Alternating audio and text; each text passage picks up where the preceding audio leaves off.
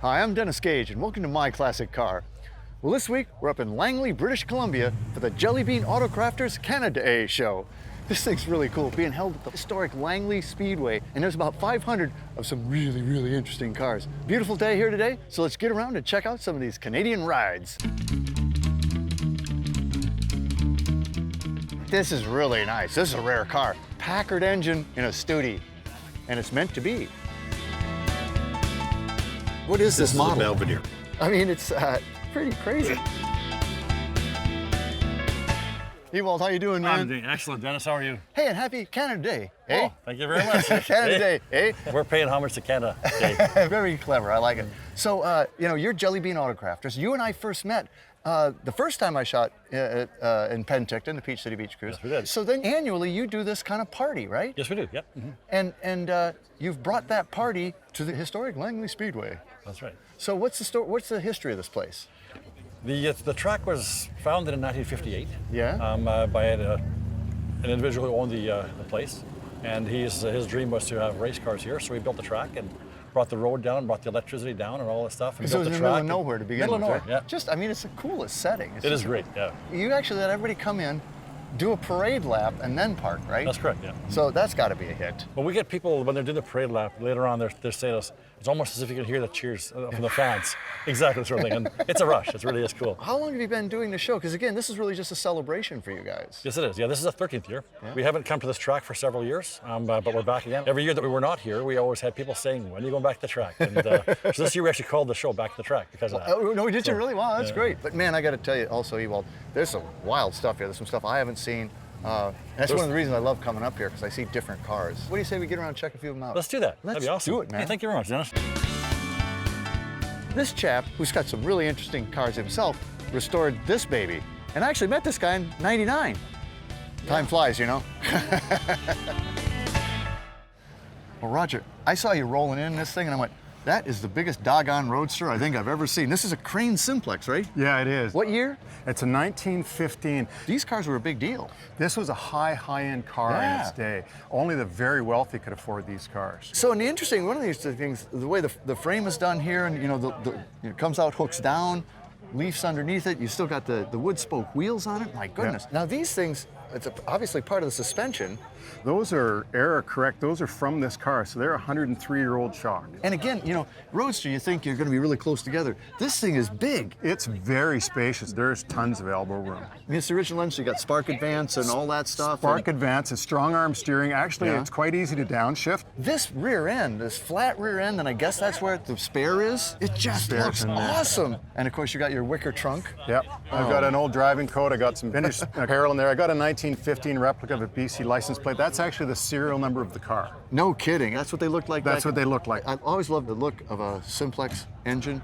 What do you say we go up and check it out? Let's have it. All right. You know, these things are just such interesting looking engines. You know, cast in two different pieces. And that's all cast aluminum down below, I think. Yeah, it is. What are these weird handles? These like drawer pulls. I've actually taken them out. To be truthful, there's not a lot in behind there. I've never seen that. It's like the engine's got drawers. That's exactly what it looks like. Exactly what And it looks updraft carburetor. Yep. It's not the original car, but he's picked the right one because this car, it literally just purrs. Wow. You weren't kidding. And you know, you get down to the point you can almost count the RPMs. Yeah. About as smooth as I've ever heard one. Dead quiet, and the fan blade on there, it's almost like a hurricane or a tornado. It just really draws in the air. So she runs cool? She's running at about 140 degrees. You cannot beat that. The other interesting feature on this car is if we were to look on the passenger side of the motor, it has an onboard air compressor. So if you have a flat, pull your tire off, fix the tube, and you can air up your tire. Boy, they thought of everything, didn't they? They thought of everything. Wow. Okay, so 1915 Crane Simplex, what model? It's a Model 5 Roadster. Model 5 Roadster. Magnificent car, Roger. Thanks for bringing this baby out.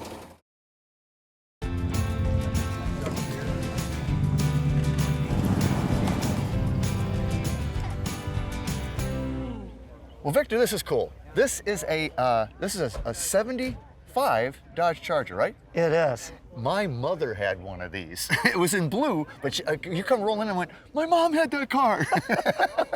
and the other cool thing about this, you've had this from new. So you checked all the boxes. I want this, I want this, I want this, right? It was quite a thing for the dealer. Yeah, I guess I was a handful. Okay, what's the color? It's blaze yellow. Blaze yellow. They're very square, but they actually, they raced this car? Is that true? They did race it with a 440. But it's about as aerodynamic as a brick.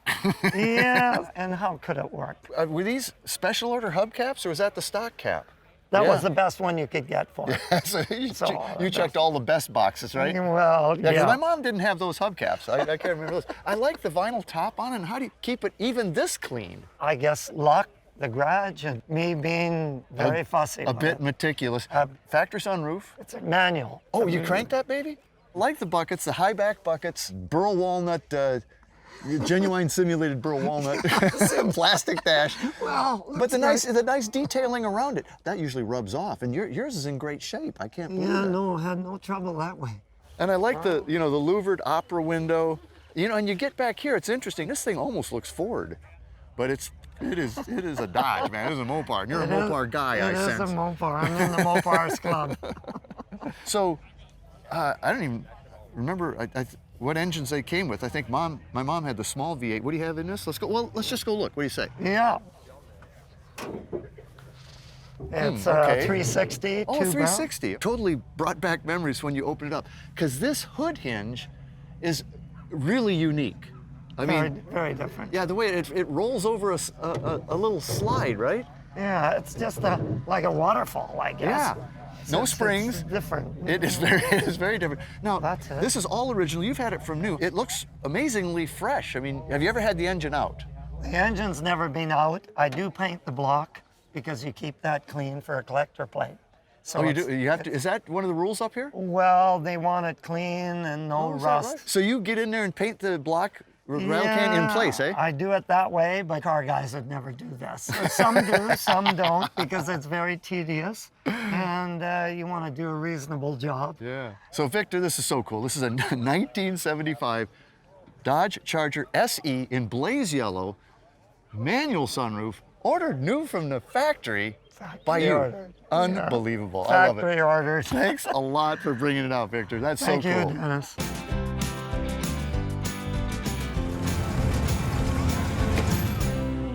Now, Rob, most people know that I'm kind of a Studebaker guy, you know? Yeah. And this happens to be a Studebaker, but it's a kind of rare one because this is a 1965 Studebaker Daytona, right? Correct. Studebaker went out of business in 1964 in the US. Mm-hmm. But they still made them up here in Canada. Moved to Hamilton. For 2 more years. Yeah. And that's what this is. That's what this is. This is a Canadian Studebaker. Absolutely. Now, this is also a body style that, you think of Studebakers, a lot of things come to mind. This body style doesn't usually. No. And when people see these things, they think they're Ramblers. Absolutely. Maybe yeah, first Falcons. thing. It's almost black, but it's actually a deep, deep blue, right? Yeah, midnight blue. Just such a funky car. When you take it to shows, do people know what it is or not? Not really, no. You just sort of look at it and wonder, what is it? Just like I did, same thing. So this is neat because it's a little family car. Mm-hmm. But the Daytona was kind of the sporty version though, right? That's right. So bucket seats came with it? This was the original build on the thing? Original build. Seats haven't even been replaced. They're So it's original upholstery too? Original upholstery, yes. Wow, the gauging setup's actually pretty fancy. But again, this was a V8 car. Yes. This was a kind of a little hot rod in its own right. Yeah, absolutely. And since it's Canada Day, of course you've got the Canadian flag. Oh, for sure. Oh, for sure. Yeah. I didn't notice till just now. It's actually even has a vinyl top. Yeah, Is that that's the original? all original, yeah. Oh man, and the V8 badging. Yeah. The other thing that I find interesting about these cars is how high up the taillights are. I mean, they're way up here, and there's really nothing else under there. Is that all the original chrome It's too? everything original. Well, it's a V8 engine. It's kind of an interesting V8 engine. Let's go look at it. Sure. Yeah, now it says Studebaker, it says Thunderbolt V8, 283. I would have thought this would have had the 289, the Studebaker engine, but they quit making the Studebaker engine, right? So it came from GM. So it's actually a The 283 GM Chevy, 283, GM yeah, 280, that dropped right in there, and that's what they did for all Studies in 65 and 6, right? Yeah. Man, oh man. How's she run? Runs good. Yeah? Do you drive this much? Or Drive it every day. No kidding. Every day that it's not raining, that's for sure. This is really a great car, and you don't see them very often anywhere. Very rare in the States, being Yeah. a Canadian car and everything. So 1965 Studebaker Daytona Sports made in Hamilton, Ontario. Absolutely, yeah. Man, I love it. Thanks for bringing it out, Rob. Thanks, Way man. cool.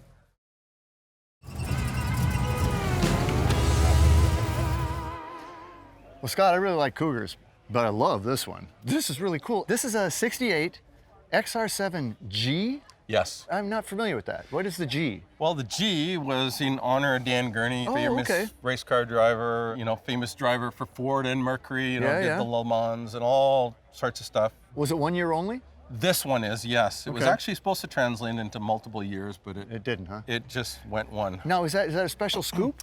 It's the XR7G hood scoop. No, is it a dummy scoop though? I mean, It is a dummy scoop, yeah. Well, It's it looks- non-functional. but It looks marvelous. No, it does, yeah, there. Cougar pulled off the hideaway headlights. Not everybody did, No. but I think Cougar did. And I just love this color. What is it? Madras Blue, it's called. Oh, man. These are the special wheels, the cursed wheels, right? Yes, all the early models of them have them. They were recalled in April 1968. That's got to be more rare than the car itself. It came with a vinyl top Yep. and a sunroof? Yes. Of the 619 Gs produced, 400 and something actually have the power sunroof. Man, this upholstery is nice. So you had both the smooth and the pebbled, or? Right, yeah, they call it Levant. Levant? Yeah, Levant, of course. Very nice. And the Cougars just had such a great dash. I mean, these cars looked elegant. They looked high-end. I mean, this, of course, it's a sister car to the Mustang, but this thing was always more of a luxury car. Right, and the dash in the XR7G is a little bit different. I love that because that's so, it's so race. Flip, flip, flip. Oh yeah. And then you got the flyaway. Yeah, I got tilt-away steering wheel. I mean, this is in beautiful condition. This is quite a restoration. And then the other great thing, both T-Bird and Cougar. Yeah. 1, 2, 3, 1, 2. Yeah, the beautiful sequencing. sequential taillights. The Gurney probably came with kind of a special engine too. Let's go look at it. Sure, why not? Wow, it looks nice too. This is what they called the Super 302. Oh. Basically, it's a 302 4V. Is it a solid lifter engine or is it a hydraulic? No, it's basically your run-of-the-mill 4V. Uh-huh. That is an optional air cleaner. The valve covers, all Gs had those valve covers. I did add the Cougar scripted intake manifold, which is rare as hen teeth. I really like the dress up on this because this, you open this up and that's like, man, that's a cool looking engine. 1968 Cougar XR7-G. G. Beauty. Thank you very much. Well, Rob, this is a car you don't see every day, or actually at all. I'd heard of these. This is an NSU Prinz, right? Yes. And I saw this morning, and I thought, oh, it looks like somebody shrunk a BMW 2002. Yep. That's because that's what it looks like. It looks like you put it in the dryer, and it shrank. Yeah, yeah. So what's the deal? They're actually German cars, Yes, right? This is a German-made car, but for the UK market. It's UK specification. Because that's the other thing. So I'm looking at a right-hand drive car, and I'm going, wait a minute, it's a German car, it's got a right-hand drive, and how did it get to Canada? I was living in the UK. I bought it there 20 years ago from the original owner. Oh, you bought it in and then brought it here. And then brought it here last year. What are these little things? Those are actual parking lights. In Europe, if you're parked on an unlit road at night, you had to display a light, and that way you could just have one light on the exposed side of the vehicle that was visible front and rear. Oh, so they're independent. Yes. Oh, yes. interesting. Yes. So you could turn this one on, but not that one. Yeah. Or Well, vice that versa. one. Yeah. How about that? Yeah. Yeah. So of course you're reaching on the right side to operate it because that's where the controls are. That's it. An original interior, I'm assuming. Yep. Pretty nice door panels. Yeah. And actually really nice gauging. Oh yeah, it was an economy car, but it wasn't a cheap economy car. It was. yeah. It appealed to professionals, engineers, people like that who needed a small car but wanted something that was well made. This is really cool, man. And how does it handle, by the way? Very well. Really? Yeah. Oh, almost like a Mini, maybe? I mean, is it kind of like Almost this? a little different because it is rear engine. It is swing axle, but there's not a lot of power, not a lot of weight, so swing axles aren't a problem on this Yeah. car. Well, and that's the point. It is a rear engine. So let's see. Yeah. Let's see this thing. Yeah. Now, okay, this is actually the big block, right? Sort of, yeah. They made a slightly smaller version. It was 583, I think, was the smaller one. This one's 598 cc's. Cube CCs, so it's not quite 600. Not quite, but classified as two-cylinder. Two-cylinder. And is it air-cooled? Yes. It is air-cooled. I really dig this car. So like I said, I didn't know what the Prinz was. And the only other NSU that we've ever actually done was one that Jay Leno has. Yep. But it wasn't a Prinz, it was Spider. Exactly. Yeah. So a 1971 Yep. NSU Prinz UK spec. Yep. Wow, what an interesting car. Thanks for bringing it out, Rob. Thank you. I love this thing. Yeah. Oh man, the Canada A car show up here in Langley, BC is a blast. Jellybean AutoCrafters really knows how to throw a party. You gotta check this one out.